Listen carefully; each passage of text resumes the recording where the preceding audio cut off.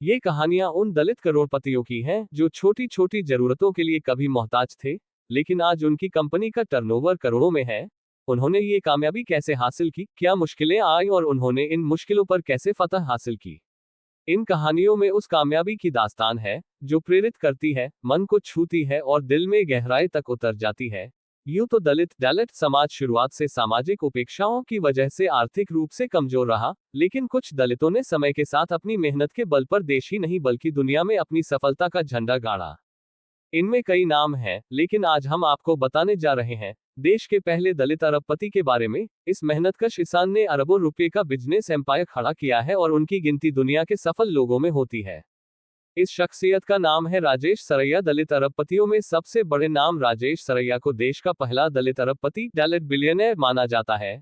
वह उत्तर प्रदेश में सीतापुर के पास एक गांव सरैया सानी में एक मध्यम वर्गीय परिवार में पैदा हुए। राजेश का कारोबार भारत से बाहर यूक्रेन, रूस, जर्मनी, इस्तांबुल, दुबई और तियानजिन जैसे कई देशों में फैला है। राजेश सरैया यूक्रेन आधारित कंपनी स्टीलमॉन्ट के सीईओ हैं। स्टीलमॉन्ट की वेबसाइट के मुताबिक वर्तमान में कंपनी का टर्नओवर $350 मिलियन। राजेश को भारत सरकार की ओर से 2 बड़े अवार्ड मिल चुके हैं।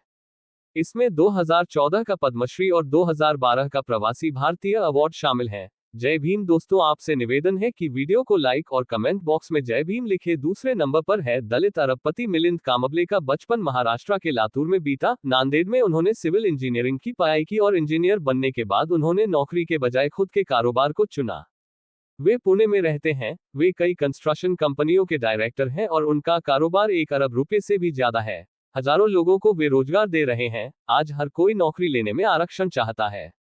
अगर नौकरी में आरक्षण मांगने वाले लोग नौकरी देने लग जाएं तो मिलिंद कामबले जैसे लोग सरकार से नौकरी नहीं मांग रहे, दूसरों को नौकरी दे रहे हैं। मिलिंद कामबले का कहना है कि आज कंस्ट्रक्शन के क्षेत्र में 70-80% कामगार दलित हैं, लेकिन वे निर्माण कंपनियों के मालिक कम ही हैं। 2005 में मिलिंद कामबले ने दलित चेंबर ऑफ कॉमर्स गठित किया।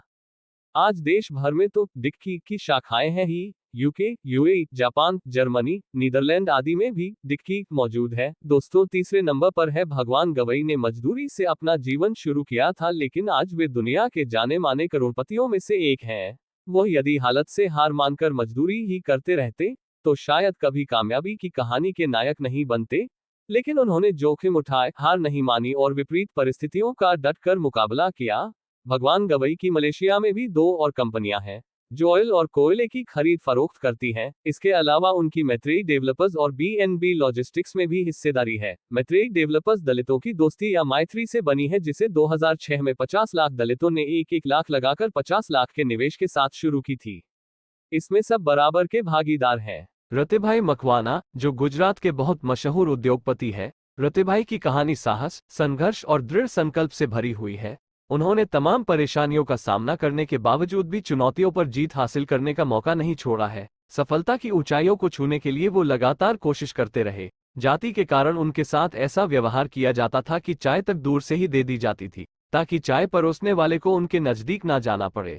यहाँ तक कि एक बार ऊंची जाति के लोगों ने उन्हें एक मंदिर से जबरदस्ती बाहर निकाल दिया था। आज के समय में रतिभाई मकवाना करोड़ों रुपये के कारोबार के मालिक है। उनके कारोबार के कारण लगभग उन्होंने 3,500 लोगों को रोजगार दिया है। सिर्फ यही नहीं, उनके बिजनेस का सालाना रेवेन्यू 400 करोड़ से अधिक है। रतिभाई कितने योग्य हैं, इसका अंदाजा खुद इस बात से लगाया जा सकता है कि रतन टाटा भी उनकी तारीफ कर चुके हैं। टाटा ग्रुप के चेयरमैन रतन टाटा ने भी भारतीय उद्योग में योगदान के लिए रतिभाई को सलाम किया है। अशोक खाड़े ने घोर गरीबी देखी है। उनके पिता जूते ठीक करते थे और मां 12 आने रोज पर खेतों में मजदूरी करती थी। आज अशोक खाड़े दास ऑफशोर इंजीनियरिंग ली के एमडी हैं। उन्होंने अपने 2 भाइयों के साथ मिलकर यह कंपनी बनाई थी। उनकी कंपनी में 4,500 से ज्यादा कर्मचारी हैं। अशोक खाड़े का जन्म सांगली जिला महाराष्ट्र के पेड़ नामक गांव में हुआ था। पिता मुंबई में एक पेड़ के नीचे बैठकर जूते सुधारते थे। दोस्तों, सभी उद्योगपतियों से हमें कुछ सीख लेना चाहिए और अपने जीवन में कुछ बड़ा करने की कसम खानी चाहिए। जय भीम, जय भारत।